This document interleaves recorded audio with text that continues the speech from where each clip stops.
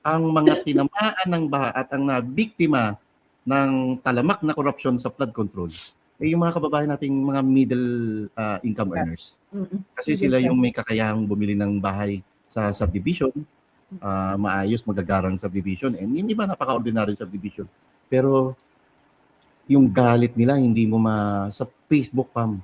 Sa Facebook makikita mo, Facebook and TikTok, and halos lahat nagiging vlogger, halos lahat nagiging content creator, and halos lahat talaga nagsasabi at nagsisigaw ng kanilang pagkadismaya sa administrasyong ito dahil sa kabila ng malalaking baha sa kanilang kabahayan na dati naman hindi binabaha, wala tayong nakikitang Bongbong Marcos. Ito yung frustration natin sa gobyerno, Marlon.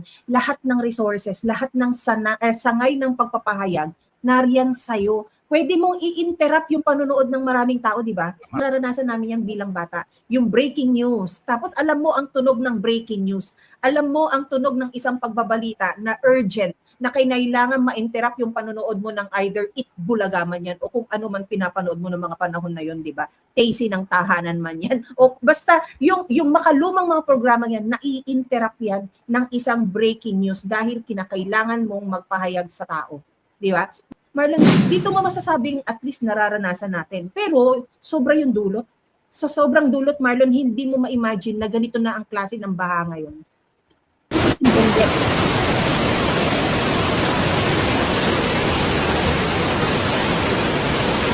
Takot, no?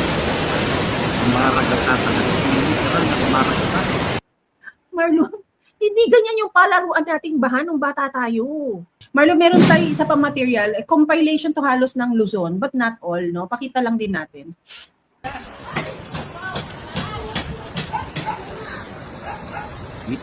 Hindi pala baha ang magpapalubog sa ating bayan. Pampanga. Abra. Abra, Bersamin. La Union. Gutierrez, to? Ortega, di ba? Batangas, Cardiola, Executive Secretary Ralph, Ministro. Bulacan, Joel Villanueva. Lubog na. Sobrang laki na ng tubig. Panghun. Nahanap ko ba? Pagkitin mo namin yung post ko. Bongbong Marcos. Kung marami nananawagan pa mga magpa-drug test rin at Paranaque. Ito, lugar na ng mga ano to pa, yung Paranaque, ha? Lugar na yan ng kahit papaano.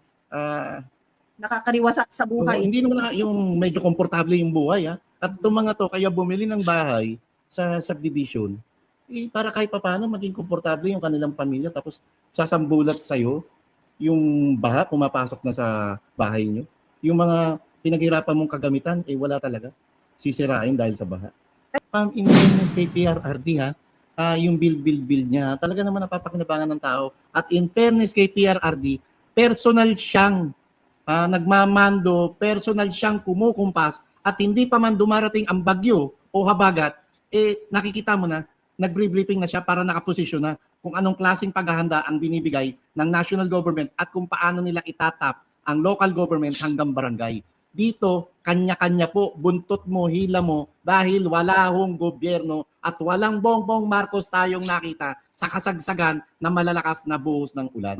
But speaking of officials, Marlon, no, meron naman tayo. Ito, hindi ka talaga naman maiinis dito sa Barbie na to. Alam mo, tingnan mo, even him is so desperate. Anong ginawa niya?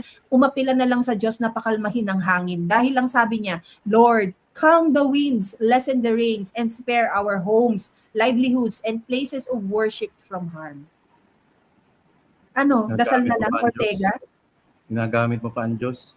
Ang problema nyo kasi, yung ayuda legacy nyo, yung ayuda management style nyo, nakakala nyo ang lahat ng mga kababayan natin kontento na sa isang beses na ayuda, 2 beses na ayuda. Hindi ho yan ang kailangan ng mga kababayan natin. Ang kailangan natin yung proyektong pangmatagalan at hindi yung panandalian lang.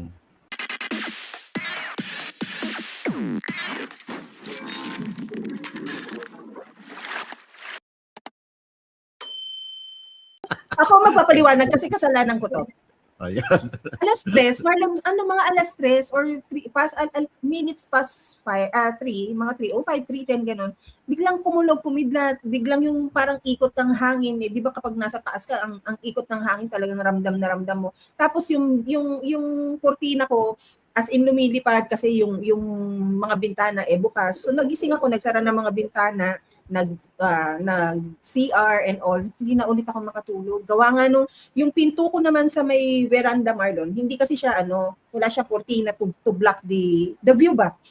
Hindi yung silaw ng kidlat hindi ko siya mai-ignore. Yung kulog pwede mong gawin pampatulog eh. Yung kidlat hindi ko siya ma-ignore. So, tapos Kakatakot sakto Pam, lalo naman, ko nasa taas ka. oo, tapos sakto si Marlon po, nag-message doon sa GC namin, may sinagot siyang tanong ng kaibigan namin. Tapos minessage ko sa private message, sabi ko, huy, hindi ba baha dyan? Tapos hindi naman. Pero kumusta sa lugar mo, Marlon? Bahain dyan ah. Oo, yung kalahati ng lugar dito sa amin, nabaha. Pero ako awa ng Diyos, hindi ko nikwento nga si Pam, abot-abot ang pasalamat ko hanggang doon sa official ng mga homeowners namin. Kasi bago ako lumipat dito, nabaha to ng undoy. Nagtalawang isip pa nga ako na, lilipatan ko ba tong bahay na to, naundoy. Pero yung sorpresa mo na, share ko lang sa inyo yung sorpresa. Kasi ako nagigising talaga lagi, sa edad ng lolo nyo, wiwi ako na wiwi. So kanina, doon pa lang ako sumisilip ng phone. Pag matutulog na ako, tinatabi ko na phone ko kasi napaka-importante ho ang tulog at ang hirap gumawa niyan. Nag-reply ako rin sa loop namin sa group chat. Opo, ganun di ba? Yung reply ko, ang Pamela, nag-message, uy, baha ba dyan? Sabi ko, awa ng Diyos pa, hindi. Sabi niya dito, lakas ng tara vlog tayo. Hindi na ako makatulog eh. Yeah, hindi, tama naman, Pam. At actually, Pam, kahapon pa kita gustong ayain mag-vlog. Kasi galit ang tao. Galit ang mga kababayan natin. At hindi lang ito yung yung mga nagagalit ha. Hindi lang yung mga katulad ng mga DDS ha. Ito yung mga ordinaryong tao na aminin natin sa hindi. Sila yung may mga ilang tayong kababayan na walang pakialam sa politika. Pero dahil sa nangyari kahapon, na yung mga bahay nila ng mga nasa subdivision kalimitan alam na natin pagka mga nasa barong-barong at saka informal settlers alam na natin na napaka-prone nila sa baha. Pero kahapon sa kanong isang araw, ang mga tinamaan ng baha at ang nabiktima ng talamak na korupsyon sa flood control yung mga kababayan nating mga middle income earners. Kasi sila yung may kakayahang bumili ng bahay sa subdivision, maayos, magagarang subdivision, and hindi ba napaka-ordinary subdivision. Pero yung galit nila, hindi mo sa Facebook, Pam.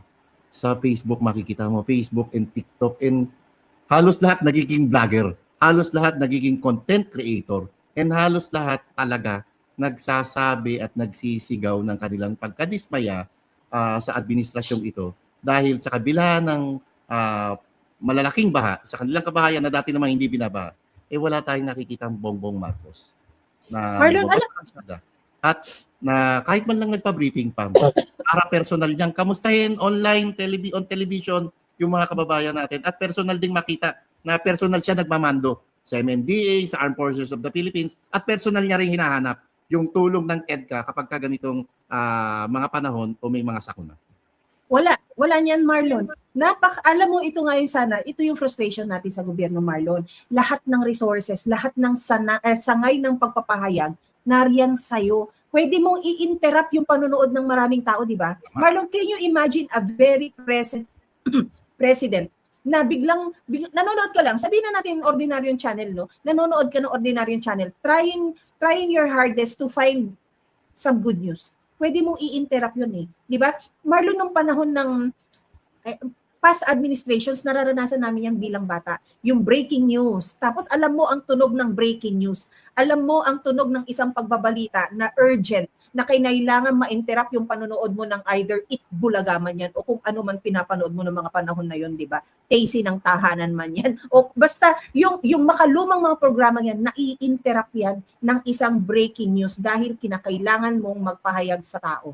Di ba? Marlon, sinabi mo kasi kanina, yung halos lahat nagiging vlogger. Alam mo ba, bago pa magkaroon ng mga content creators, meron na tayong mga citizen patrol. Di ba yung citizen patroller? Sila yung nagko-contribute. Halimbawa, panoorin po ninyo yung mga balita nung dati pa, Marlon. Sabihin na natin hindi pa black and white. Hindi naman na yung black and white, pero colored na. Minsan makikita mo courtesy of patroller, blah blah.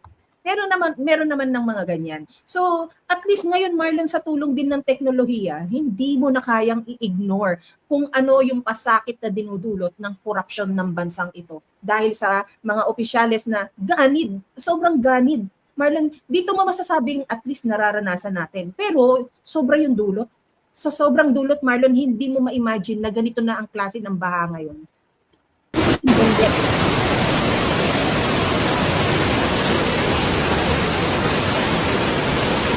Takot, no? Maragatan talaga. Literal na maragatan. Marlon, hindi ganyan yung palaruan nating baha nung bata tayo. Pam, hindi mo Diyan na lang- pwedeng paglaruan yan. Ha? Yung mga Hindi na, ganyang klaseng current ng baha. Diyos ko. Hindi na. Marlon, matatalo na nito ang bangkang papel mo. Lulubog na dito. 'Di ba ang elevation naman natin ng bangkang papel, yung tsinelas na manipis na ginupit mo na. Kahit yung Rubber. stick ng popsicle, Pam. Meron naman literal na bangkang papel, pang mga balde-balde lang, di ba? Pero kasi yung kinikwento ko dati, mga nakalipas natin vlog, yung karera ng mga bangka na maliliit.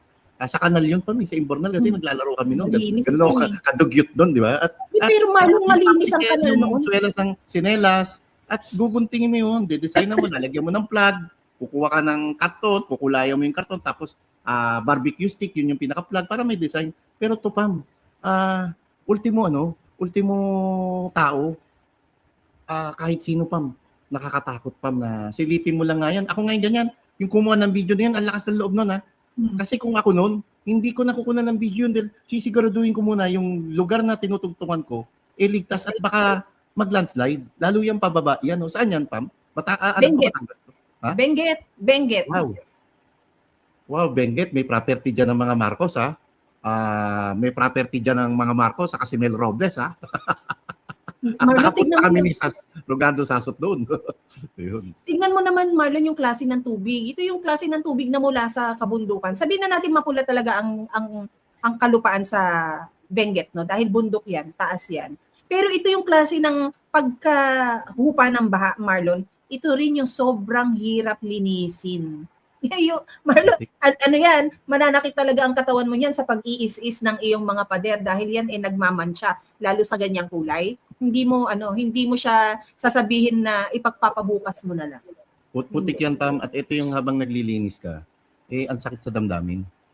Kasi isipin mo yung pinaghirapan mo ng ilang taon para bumili ng ganitong kasangkapan, ng sofa, ng refrigerator, ng kahit yung iba, yung console table, mga gamit sa bahay, electric pan.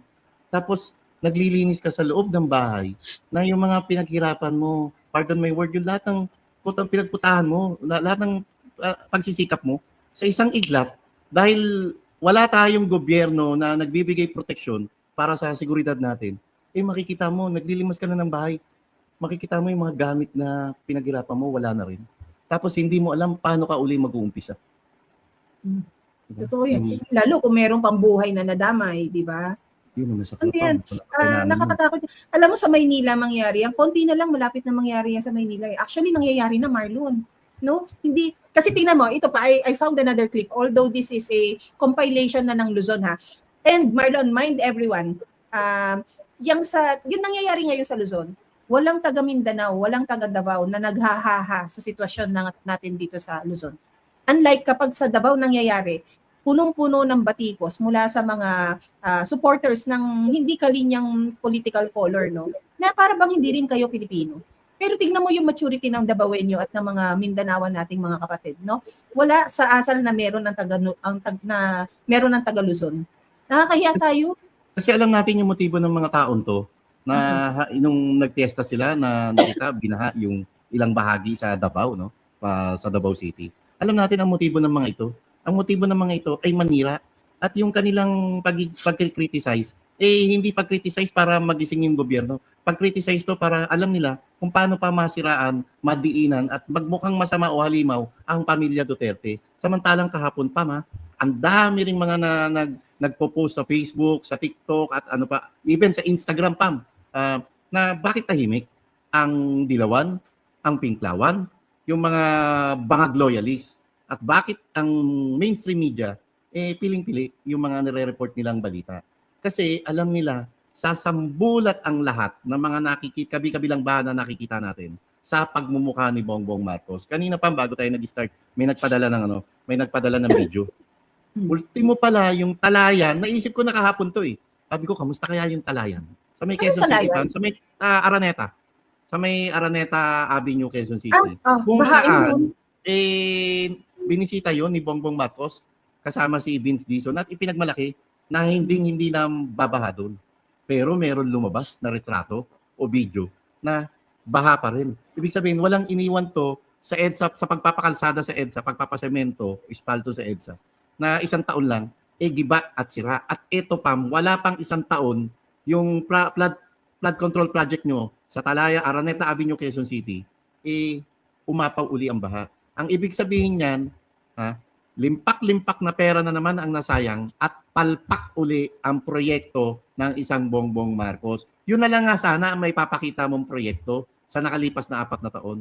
Palpak ka pa rin. At ang mapsakla Pam, balik tayo ron, wala tayong naramdaman na Bongbong Marcos. Tama Pam, dati merong nagbre-breaking news. Ano tawag doon? May interruption talaga sa TV kahit sa radyo na nilalabas yung pahayag ng isang presidente ng Pilipinas. Hindi para Pam maliban doon sa i-monitor niya.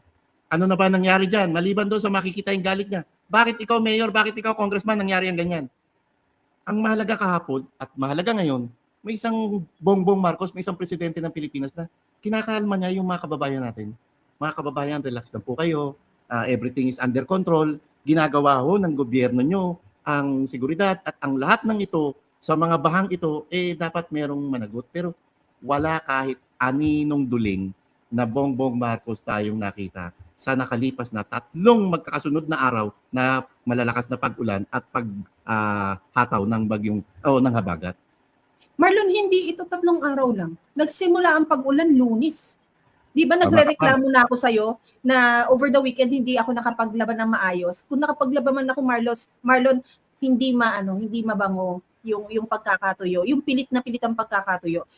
Over the weekend yon, Lunes nag-uulan na. Hanggang akala ko nga kahapon okay na kasi nag-hello na ang haring araw. Biglang kumulimlim na naman and then yung pahapon dumilim na naman ng kalangitan and then here we are again, no? I bet marami na namang announcements ng mga walang pasok ngayong araw na to and we all have to reconsider. I think the Senate should also reconsider kung magpapatuloy ang ulan, kung itutuloy ba yung impeachment trial na I think this is the 14th day, tama? O 15th na kung itutuloy o i-suspend, i-postpone muna. But then again, Marlon, ang hinahanap ngayon, tama ka, we go back to our desire na sana merong isang presidenteng nagbe-breaking news na we hear directly from his mouth, na nandito presence ng gobyerno. Because Marlon, ang hinahanap ngayon, hindi na nasa ng Pangulo, nasaan ng gobyerno. Dahil even Vince Dizon na ang yabang-yabang na nagmumura pa ng PI nanyo kayo, di ba? Sa mga district engineers. Ginagaya Aladigong no? Walang lumabas na Vince Dizon, Marlon, para sabihin na PI na ninyo kayo. Bakit dito sa Talayan, man? Bakit dito bumabaha? Bakit dito bumabaha? Bakit? Walang Vince Dizon. O wag na lang si Vince Dizon, Marlon, walang Marcos. Walang in fairness, Pam, may nakita ako sa Facebook, lumabas ang Vince Dizon, nasa Parañaque. Ang kasama niya si Congressman Brian Yamsuan. Anong nakita ko to, sabi ko hindi ito ang kailangan natin. Ang hinahanap ko, mas gusto ko pa yung ang hinahanap ko yung talagang dumulusong sa baha, yung talagang nakikita yung personal siyang tumutulong. Hindi yung kasagsagan na ng habagat, turo ka pa rin ng turo. Hindi ganun ang kailangan natin. Ang kailangan natin dito, action man, yung panahon na dumaranas sa matinding baha ang mga kababayan natin.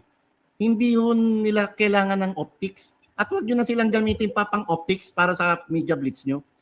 Ipakita nyo naman na pinapasweldo kayo ng sambayan ng Pilipino na nagtatrabaho kayo. Pero tama ka, Pam. Ang daming at ang medyo catch dito, Pam. Ayoko sabihin nakakatuwa eh. Ang medyo catch dito. Yung lalawigan ng Cavite. Grabe. Sa Kawit, sa Imus, at ilang pambahagi ng Cavite, Pam. Sino uli ang mga politiko na nasa Cavite? Magkabatid na Boying at John B. Cremulya. Sino uli ang labor secretary natin na dating senador na walang ginawa nung tiniro yung 85 pesos na aumento para sa mga manggagawa? Dahil dole secretary na siya ngayon. Oo, si Tolentino. Sino uli ang taga Cavite? Aba, Ping Lacson. At sino pa mga taga Cavite? Revilla. 4 na malalaking personalidad po na mga politiko ang taga Cavite. Pero ano nangyari? Ang Batangas, Pam. Hoy, Luistro, talagang yung galit sa'yo, no? Naglalabasan, puntahan nyo yung TikTok ni MMK. Grabe, Pam. Yung viral, yung, alam mo, yung sinabi ni, yung sinabi ni Luistro na dahil kay speaker, tapos nandun sa video, yung mga rumaragas ang baha sa Batangas. At sino uli ang taga Batangas? Executive Secretary Ralph Recto. Sino ang taga-Lipa? Si Mayor Vilma Atebi, Star for All Season, Vilma Santos, na sinasabi, kaya sila binabatikos kasi sila ang nasa itaas. Ang Bulacan. Sino ang taga Bulacan? Sino ba ang tinaguroang Judas sa Senado? Sabi ng mga kasamahan nila dati sa majority. Ang Joel Villanueva? At ano uli ang sinabi ni Boying Rimulya kay Joel Villanueva? Hinog na yung kaso nito. Nakailang pagbaha na ho, nakailang paglubog na nga ang Bulacan, at kahit nga hindi umuulan, lubog ang ilang parte ng Bulacan, at si Joel Villanueva hanggang ngayon, hindi nasasampahan ng kaso o hindi na ipapakulong ng administrasyong ito dahil bakit? Kasi isa siya sa naghuda sa mga kasamahan niya sa majority para masibak si Senator Alan Peter Cayetano bilang Senate President, at sa pagsibak na yon, natanggal at naipakulong si Senator Dante Marcoleta na nangunguna sa flood control scandal hearing sa Blue Ribbon Committee ni Senadora Pia Cayetano. Ang dami pa mga politiko, Pam, na dapat natin singilin sa mga oras na ito. Ito pa, Marlon, ang master of all contractors. Di ba? Ang sinasabi siya, ang master ng lahat ng contractors. Gerdiola is also Batangas, di ba? Yep, tama. Pam. Batangas. O, so, Sa yan. kahoy. O, tingnan mo, si Torre na umuulan na kaputi na damit, tapos si Torre na working MMDA, ang kanyang pagbabrand niya sa ahensya niya, nakatayo lang naman at nagpapayong, tapos may pa-poster pa. Ano ngayon, Marlon? Balikan mo yung mga poster ni Torre na yan ngayon. Ingat sa daan? Ano ingatan mo sa daan? Ingat talaga sa daan. Kasi kahit saang daan ngayon, binabaha dahil sa palpak na pamamahala ng amo mo, Nick Torre. I wanted to also say na yung lahat ng tarp na yan, Marlon, dagdag sa basura ngayon na bumabara sa kalsada. Dagdag sa basura ngayon na nagbabara ng pinagsumikapan mong linisin na kanal. Yan yung sinasabi natin. Tapos ang pagpapaliwanag niya, at least isa man lang daw ang makabasa, talagang mag-iingat, makakapagligtas ng maraming buhay. And then of course, to mention, Erwin Tulfo, is this the time to move on from this issue? Yan naman sa Pam, ha? Remember, Friday, nagpunta pa sila sa ombudsman. May picture pa sila sama yung mga staff nila. At talagang buong pagmamalaki ng sinabi ni Erwin Tulfo na wala na hong pagdinig sa Blue Ribbon Committee patungkol sa flood control scandal kasi na-turn over na nila lahat sa ombudsman at ipinauubaya na nila sa ombudsman yung investigasyon hinggil sa limpak-limpak na perang ninakaw sa flood control project. Okay, the question there, Marlon, is, sa side ng Senado, in aid of legislation, ano ang nabuo ninyo? Iba Wala. kasi, Marlon. Ang nabuo nila, Pam, panindigan na hindi tatagos at hindi na mababanggit pa ang pangalan ng Marcos Bersamin sa alinmang inaabangan natin pagdinig sa Blue Ribbon Committee at Senado hinggil sa flood control scandal kasi wala na hong mangyayaring pagdinig sa flood control at kung meron man, ang aasintahin lang dito yung Taguig City kung saan taga doon ang dating Senate President Alan Peter Cayetano at Pia Cayetano. Yan ang nagiging problema, Marlon. No? Selective. Hindi, and then you become personal. Yun dahil hindi mo na maiwasan yung bato ng issue sa'yo dahil talagang ikaw ang tinuturo. Halos duruin ka nga, Marlon, ng sambayan ng Pilipino. Tapos nandito yung anak mo, lalabas sa isang interview at ang sasabihin, yung nakaraang administrasyon, sila yung talagang matakaw sa kapangyarihan na humingi ng aming suporta na sila ang pipili ng ganito, sila ang ganyan, at meron di umano tatlong opisyal noon at hindi si PRRD, ang naghalos tumutok ng punyal sa kanila at sinabing, ibigay nyo sa amin ang House Speakership, ibigay nyo ang ganito, ibigay nyo ang ganyan. Pangalanan mo, Sandro. Pangalanan mo para ipakita sa sambayan ng Pilipino na ang linis-linis ng pangalan ninyong mga Marcos. Diba? Bakit hindi mo sinasabi yan, Sandro Marcos? Diba? Bakit hindi mo sinabi yan? O kahit nung nung pinalibing nyo, nung pinalibing ni PRRD, yung lolo mo, Sandro. Hindi mo sinabi yan na noon pa may ganitong arrangement di umano. Pero hindi ako niniwala dyan, Pam. kung meron mang ganyang nakikipagnegosasyon, hindi ito sa level ni PRRD. At maaaring nagbobolahan lang kayo dahil syempre kasama yan, Pam.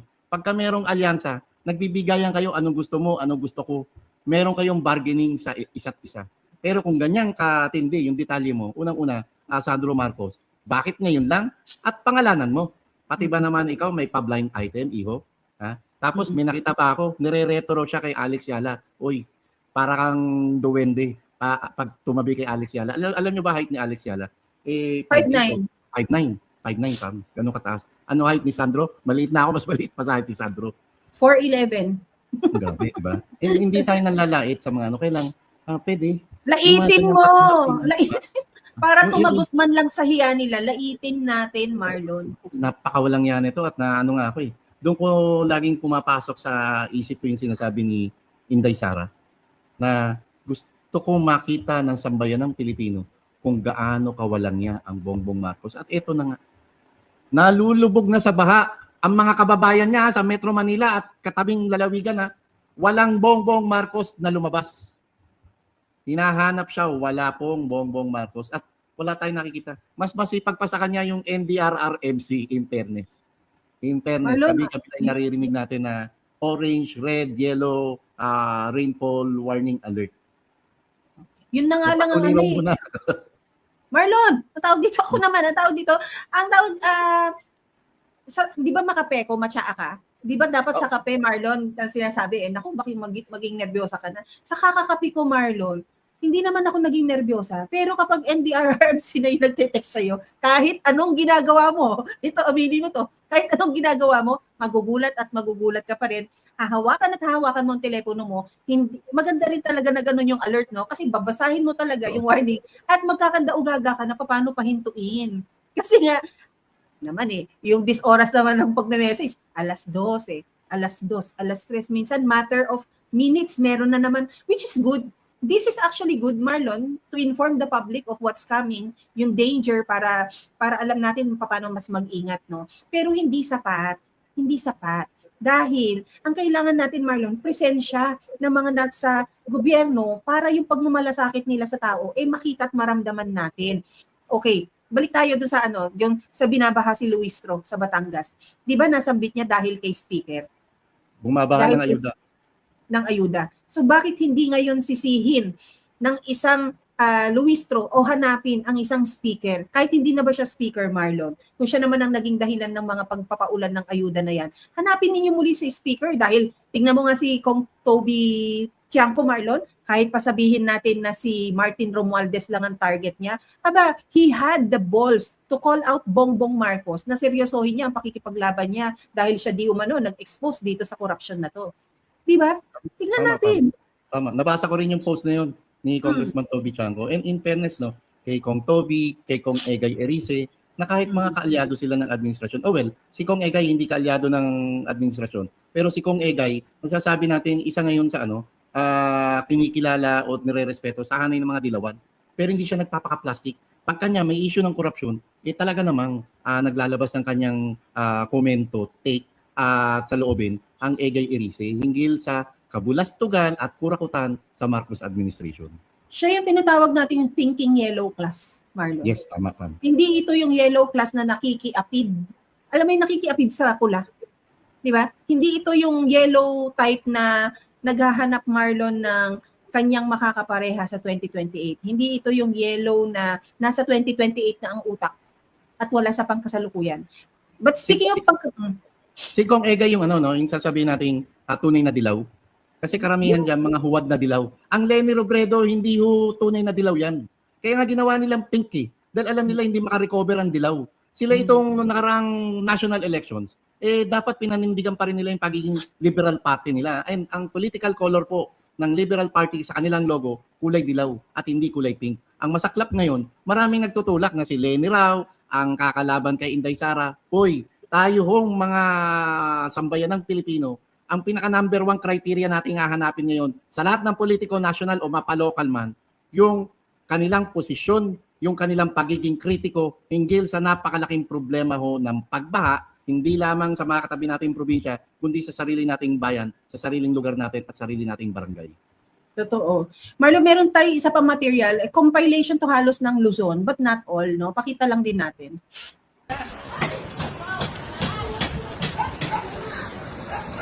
Dito eh. Hindi pala baha ang magpapalubog sa ating bayan. Pampanga, Abra, Abra, Bersamin, La La Union, Union, Gutierrez to? Ortega, Oo. Ortega, di ba? Ayan. Batangas, Cardiola, Executive Secretary Ralph, Ministro, Ministro, Bulacan, Grabe, oh. Joel Villanueva. Lubog na. Sobrang laki na ng tubig. Konghun, Konghun, Nahanap ko ba? Sa tingin mo natin yung post ko, kung kumpanto. Kung marami na nanawagan, kung mga magpa-drug test na rin at Paranaque. Ito, lugar na ng mga ano to pa, yung Paranaque ha. Lugar na yan ng kahit papano. nakakariwasak sa buhay. Hindi naman yung medyo komportable yung buhay ha. At itong mga to, kaya bumili ng bahay sa subdivision, para kahit papano maging komportable yung kanilang pamilya, tapos sasambulat sa'yo yung baha, pumapasok na sa bahay nyo. Yung mga pinaghirapan mong kagamitan, wala talaga. Sisirain dahil sa baha. Alam mo Marlon, merong bagyo, hindi ko maalala kung si Ondoy siya o si Milenio, kung saan yung, remember, I don't know, Christine Reyes, yung nasa bubong na siya, Cherry Hills Village. Ondoy, sa Marikina, hindi Cherry Hills. Sa Sa Cherry Marikina. Hills, Antipolo. Maganda sa Provident Village, Pam. Isa sa maganda Diba? subdivision yun. Oho. Sa Marikina. So, sorry. Hindi ho ba, magpapasintabi ako, no, na wala ang value ng properties dyan. Gawa ng sakunang yun. 'Di ba? Dahil wala na eh. Hindi na siya. Anong lugar yung Marlon, Marikina? Marikina pa, Marikina. Oh, who is in Marikina? Kimbo. Marlon, maaaring ito napalagpas lang kung ano ang sitwasyon ngayon sa Marikina. Imposibleng sa Marikina ay hindi binabaha. Wala pa ho rin tayo nakikita kung ano ang sitwasyon ng Novaliches, Marlon. Hindi pa natin nakikita yan. And imagine, Marlon, ewan ko ngayon sa Espanya ha, dahil nung panahon ko, nung ako ay kolehiyo, konting ulan talaga, ang pag-angat ng tubig baha dyan sa Espanya, ang lalaki. Ngayon pa, Marlon, na tinaasan ng mga ang mga kalsadahan sa Espanya. Hindi ba in-improve mo nga yung kalsada? Paano yung mga naging catch basin dahil itinaas mo? Dahil tinaas mo yung gitna, pupunta ang tubig sa mga mabababa sa kaliwat kanan mong gilid. Anong mangyayari? Angat ang kalsada pero lubog ang kabahayan, lubog Tama. ang commercial areas. Minsan, Marlon, may iisip mo, anong katangahan ng pagiging ninyo? Engineers at arkitekto ninyo kung ganyan ang Kasi nga, inyong poor urban planning, Pam. Poor urban planning. And wala nga tayong makitang ganito. Pam, in fairness kay PRRD ha, yung build niya, talaga naman napapakinabangan ng tao. At in fairness kay PRRD, personal siyang nagmamando, personal siyang kumukumpas, at hindi pa man dumarating ang bagyo o habagat, nakikita mo na, nag-briefing na siya para nakaposisyon na kung anong klaseng paghahanda ang binibigay ng national government at kung paano nila itatap ang local government hanggang barangay. Dito, kanya-kanya po, buntot mo, hila mo, dahil wala hong gobyerno at walang Bongbong Marcos tayong nakita sa kasagsagan na malalakas na buhos ng ulan. Marlon, ang madalas natin nakikita ngayon, ang kilos ng Office of the Vice President, kung saan ang kanilang mga sasakyan, makikita mo naman ang signature, ang seal ng Office of the Vice President na nagsasabing mahalin natin ang Pilipinas, sinusuong ang baha, Marlon. Wala tayong nakikita ni isa, Marlon, na love for all. Na alam mo yung mga van na love for all? And then again, let me borrow what you said kanina na naka-prepositioned na sa mga lugar na masasalanta. Just in case of emergency, nandyan kayo, may presence ng mga mediko para magbigay din ng Marlon, ng tulong, di ba, pangkalusugan. At of course, hanapin natin ang EDCA. Hanapin natin ang EDCA ngayong mga panahon na to na sinasabi nilang para sa humanitarian rescues or whatever they tried to conceal it with, no? At hindi ito isang preposition, Marlon, para sa preposition presence ng mga para sa digmaan. Di ba? Nasaan kayo ngayon na kailangan natin ng mga tao? Siguro, asan niyayabang yun ng boss mo na si Bongbong Marcos na kaya may EDCA, kapag ka may oras ng sakuna, tutulong agad-agad, forthwith. Yung mga sundalong Amerikano, wala ho tayong nakikita. Ang nakikita natin mga sundalong Amerikano, habang sinasalanta ng malakas na buhos ng ulan, yung ilang parte ng Luzon, yung iba nag-good time pa. Nasa Makati Avenue, nasa Olongapo at talagang nagbibira house at talaga namang kung kumulantari sa mga kababaihan, gano'n na lang kasi may pera silang pambayad para bumili ng panandaliang aliw. Marlon, ibiglang daan natin to ha. Yung kay Christine Placido, sabi niya, nauuna pa ang trucks ni VP kesa sa Bagyo. Totoo yan. Kasi Marlon, tignan mo, yung practice ni PRD yung preposition na. Halimbawa, ngayon, sabi pa lang, di ba, sa mga susunod na 2 araw ay lalapag na sa Philippine Area of Responsibility. Ganun naman ang pagre-report, di ba? Kapag narinig na ng isang Tatay Digong na in 2 days dadating, immobilize lahat ng dapat immobilize. Walang basang karton, Marlon, ng food packs from DSWD ang makakarating sa ating mga kababayang nasalanta. Even with the Office of the Vice President, Marlon, tignan mo kung paano niya binibigyan ng dangal ang tulong. Naka-eco bag ng maganda na hindi siya nakasupot na labo. Alam mo yung supot na labo? Supot na labo. Kailangan makita na may bigas, kailangan makita na may sardinas, may tatakpan ng kung sinong nagbigay. Dito, kumpleto, naka-eco bag para pag alis mo nga naman sa donation, ay sa area na kung saan nag-distribute, marangal mong buhat yung tulong na naibigay sa'yo. Napakagaling ng Office of the Vice President pagdating sa pagbibigay ng dignidad sa mga taong nangangailangan. Hindi yung supot na labo, Pam. Yung supot na labo, pampababa lalo ng dignidad to. Yung mga kababayan natin nasasalantanan. Kasi gano'n na talaga sila. Diba? Although, yung mga wala hong eco bag na nagbibigay, okay lang po yan. Pero kung ikukumpara mo dun nga yung sa eco bag ni VP Sara, unang-una, environment friendly yung eco bag. At saan galing yung mga eco bag na yan? Recycled do yan. Tapos yung supot na labo, yung sinabi mo kanina pa, yung tarpaulin kay Torre, isa rin yan sa sani ng basura. Totoo naman na hindi lahat dapat isisi sa gobyerno yung malalaking pagbaha. Pero, asan ang gobyerno? Wala tayong nararamdaman. Totoo, na sa ating mga kabahayan, hindi rin naman natin pinapatupad yung pag-segregate ng basura. Yung mga nabubulok at hindi nabubulok. Pero, nasa uli ang gobyerno? Ang hinahanap natin ngayon, yung Bongbong Marcos na nagpapakita ng kanyang simpatsya. Pam, hindi ako magtataka mamaya pagputok ng liwanag. Bigla na lang susulpot ang Vice President Sara Duterte para personal siyang magpaabot ng kanyang tulong at personal siyang makidalamhati at personal niyang alamin, dinggin o pakinggan yung hinaing ng mga nabibiktima ng baha. Marlon, baka nga hindi nga maghintay yan ng bukang liwayway eh. Baka nauna pang nagising sa atin yan ngayong araw na to. Baka nga hindi pa natulog yan dahil nasa monitoring na siya, nagmo-monitor na siya sa mga areas na maaring abot kamay niya at mapupuntahan niya. Balikan ko lang itong isang message dito, Marlon. Ito, totoo to. Pati yung mga sekretary ni PRRD noon, pinababalik niya sa probinsya, sila mismo ang nag-o-oversee. This one, I can say dahil marami akong storyang narinig na ganyan. And wala sigurong official noon ang binibigyan niya ng travel authority para maglayag ka lang at lumabas ng bansa sa mga panahon ganito na mesa ko na. Dapat ikaw mismo ang nandyan sa distrito mo, nandyan sa tao mo para mangalaga sa kanila. Nasa ng isang Jinky Luistro dito sa nakita natin sa Batangas, Marlon, na nasa entablado na halos namamalat na, namamaos na, kinukumusta ang mga kababayan niya. Wala. Tapos mamaya makikita natin sa impeachment hearing, talagang aligaga. Maganda ang damit. Tapos, iba-ibang kulay daig nito yung United Colors of Benetton saka yung rainbow colors Ito, may hiya ang kulay ng Crayola. Lahat ng klase ng damit, meron na siya. Kulay ng damit, meron na ang Luistro. At ang catch, mamaya, pabibo ka na naman, bida-bida ka na naman sa impeachment hearing, tapos yung mga kababayan mo sa Batangas, lubog sa baha. Maano bang unahin mo muna silang kamustahin? At bago mo na naman pagtuunan ng pansin, yung impeachment laban kay Vice President Sara Duterte. Marlon, sa impeachment, makikita mo talaga kahit yung mga abogado, kung sino yung kliyenteng nire-representa nila. Look at the side of the defense. Di ba't barong at slacks lang?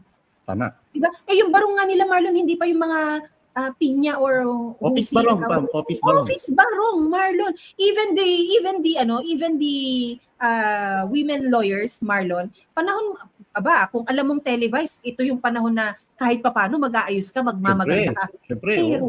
Pero Marlon, tingnan mo yung mga simplicity nila. Coat, suit dress na hindi nga Marlon, ang pambawi mo kasi sa suit dress, Marlon, ano yung kulay ng panloob mo. Pero yung panloob nila talagang kung hindi white, black. It's really plain. But look at the Napakasimple, other side. Look at the other side na alam mong pera ng gobyerno ang gamit. Yung Filipiniana, ang laki-laki ng Rosal dito, yung makeup, look at Kapunan, the way she dresses, look at the others, no, the way they represent, parang present themselves, no? Sobrang garbo, makikita mo yung kagarbuhan versus dun sa kasimplihan. Pero saan mo nakikita yung laman ng yung laman ng nilalaban nila? Nasa kanilang pananalitik, wala sa kanilang mga pananamit, di ba? But speaking of officials, Marlon, no, meron naman tayo. Ito, hindi ka talaga naman maiinis dito sa Barbie na to. Alam mo, tingnan mo, even him is so desperate. Anong ginawa niya? Umapila na lang sa Diyos na pakalmahin ang hangin. Dahil lang sabi niya, Lord, calm the winds, lessen the rains, and spare our homes, livelihoods, and places of worship from harm. Ano, dasal na lang, Ortega? Ginagamit mo pa ang Diyos. Ang problema nyo kasi, yung ayuda legacy nyo, yung ayuda management style nyo, nakakala nyo ang lahat ng mga kababayan natin, kontento na sa isang beses na ayuda, 2 beses na ayuda. Hindi ho yan ang kailangan ng mga kababayan natin. Ang kailangan natin yung proyektong pangmatagalan at hindi yung panandalian lang. Totoo, Marlon. Nakaka-PI talaga. Tama sabi ni Wonder Ma'am, nakaka-PI. Diba? Kung nandito si Kiyang Ibig, malamang dinuloy niya na yung PI niya. Oo nga. Nag-aano ilaw ko rito. Actually, Ayan, kulog kidlat. Pero kulog kidlat sa'yo, Pam. parang dito, parang dinala mo dito kasi kidlat din yung nakita ko eh. Oo, meron dito. Ayan Nakakatakot. na. Sana, magising na ang lahat. Sana itong gobyerno to makonsensya na. No? Kasi sa iba to, Pam, may marami ng mga nag-resign sa mga palpak na proyekto, sa mga palpak. Ito, meron tayong presidente na negative double digit na, yabang-yabang pa. Tapos pagka oras ng sakuna, hindi mo naman makita. Double digits sa pagka-negative, ha? Negative double digits. Negative double digits. At baka mag-negative triple digits pa to, Pam, kung meron na. Sa sobrang galit ng mga kababayan natin, Pam.